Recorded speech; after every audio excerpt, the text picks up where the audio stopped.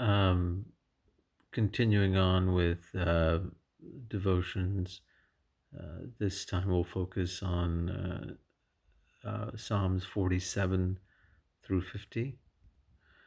There are so many things you could say about Psalm 47 and the Psalms in general, particularly this portion, the four chapters that I want to cover today. But I suppose the one word that comes to mind, just more of as a general summary of this portion of Scripture, is providence. God, the King, is just sovereign in just sovereign. Period. Sovereignty doesn't need much explanation. Um, our God is sovereign, and the Psalms go on to just confirm and elaborate on His sovereignty. 48, chapter 48, verse 1 is one of my favorite portions of Scripture, especially in the Psalms. This is great as the Lord and highly to be praised. In some version has greatly to be praised. This is the amplified version.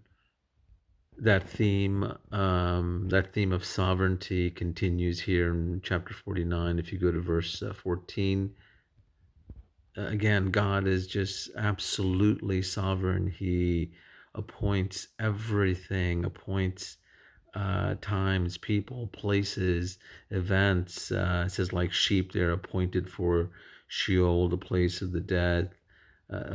Excuse me.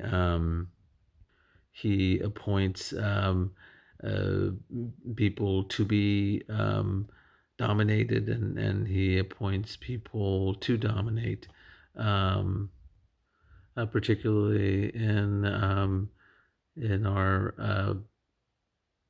our sort of limited worldly thinking, earthly thinking. We might the word dominate may have some negative connotations, and I'm not trying to imply anything that's forceful or violent or anything of that nature, rather to just impress upon you the order that God has established.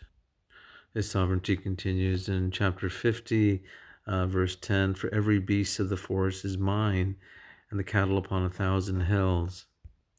And verse 11, I know and am acquainted with all the birds of the mountains and the wild animals. I mean, just dripping, these passages just dripping with God's providence and his sovereignty. I think if there's any question about how involved God is in the world, in the universe, I think this portion of Psalms should dispel any doubts that he is absolutely sovereign.